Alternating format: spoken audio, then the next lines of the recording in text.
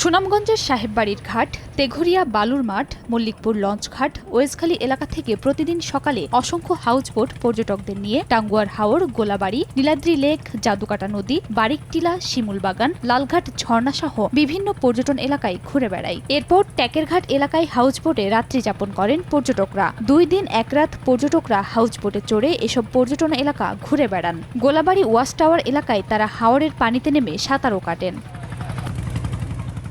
June থেকে November পর্যন্ত পর্যটকরা সুনামগঞ্জের এসব পর্যটন কেন্দ্র বেড়াতে আসেন। তবে তাদের অভিযোগ, হাওরে নেই পর্যাপ্ত পুলিশি নিরাপত্তা।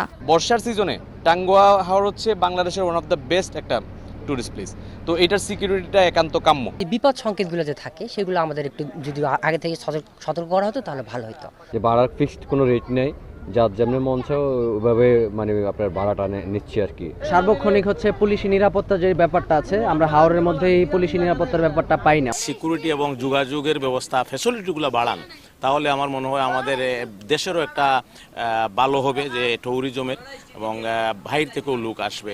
নগদের কাছে সব গ্রাহকই প্রিয়, তাই তো সারা দেশে ক্যাশ আউট চার্জ সবচেয়ে কম।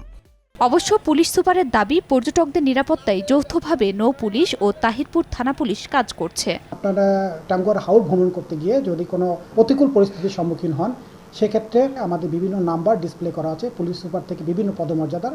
আপনারা সরাসরি ফোন দিয়ে আমাদের সাহায্য সহযোগিতা দিতে পারবেন। পুলিশের নিরাপত্তায় জেলা পুলিশ সর্বদা সদা তৎপর আছে। সুনামগঞ্জ সদর থেকে টাঙ্গুয়ার হাওরের নৌপথে দূরত্ব 60 কিলোমিটার, আর যেতে সময় লাগে 6 ঘন্টা। সময় সংবাদ, সুনামগঞ্জ।